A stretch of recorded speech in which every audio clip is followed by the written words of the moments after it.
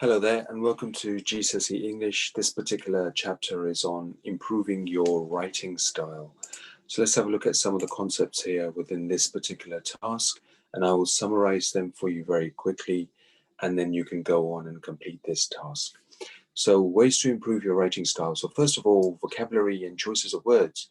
Think about the words that you choose. Your words need to be appropriate for the text and as accurate as possible as well. So when one of your characters gets into a car, does she get into a battered old Ford, a people carrier? People carrier is like a 7-seater or an 8-seater, or an oversized all-terrain vehicle. Do your characters say things all the time, or do they mutter, mumble, or shout? So vocabulary and the choice of words that you actually use in your writing makes such a difference to your writing style and quality.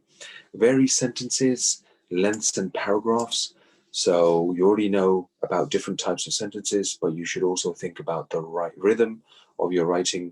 Large stretches of long sentences can give a sense of continuity and flow, but they can become monotonous and a little bit dull and boring sometimes as well.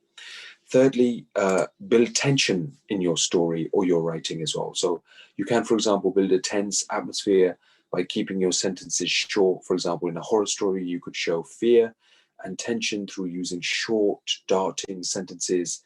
So for words such as I ran, or I stopped, and it was there.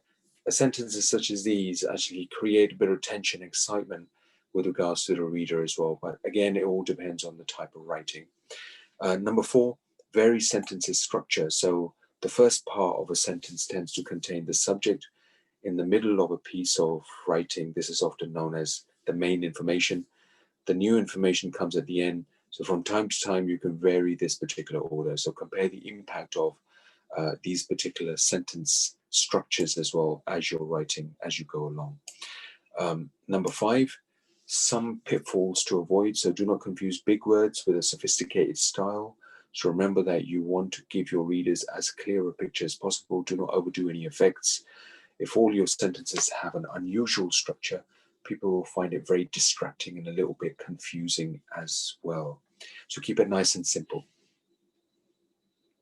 Number 6, circumlocution. So circumlocutions are roundabout ways of saying things. So again, stick to the simple word or expression as this is more effective.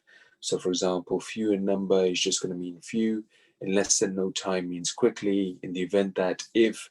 So keep clarity and stay to the point and use your words effectively to the point and make them sharp as well so they make sense. Next one is clarity and brevity. So keep what you write brief, simple, and clear. Avoid long-winded, pompous sentences. So, for example, I remained in my abode and passed the time watching uninterested programs while looking at the little box in the corner.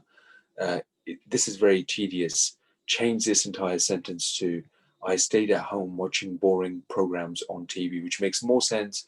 And it actually, when readers actually read your writing style, it will hit them to the point where it kind of they understand. If they're long, unclear sentences, it becomes very confusing for the reader as well. Next point, cliches. Cliches are tied expressions and imagery that have lost their impact through gross overuse. So like two ships that pass in the night, food for thought, leaves much to be desired, shoot oneself in the foot. Cliches are sometimes old, but they can be used, of course, but you just need to make sure that they're used effectively. Do not try and repeat yourself again and again, unnecessary repetition. So avoid using repetitive words or repetitive sentences again, because once you've mentioned it, it's unnecessary to repeat it again. Examples of tautologies to avoid are final end, sad misfortune, puzzling mystery. So avoid certain types of words which are called tautologies that have no meaning in particular writing styles. Examples of word reinforcement to avoid. So absolutely fantastic, totally wrong. You don't need to actually express these words and reinforce them, because absolutely means absolutely, fantastic means fantastic. So just use the word once.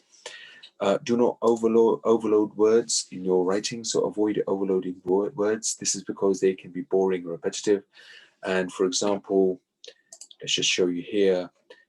Examples are get, nice, good, totally, nice, a lot of, kind. These are simple words, casual words, informal words that are used a lot of the times. Use different words in its place, use a thesaurus, maybe come up with original words that will actually glorify the writing and make it look and sound attractive as well. Okay, I hope this helps.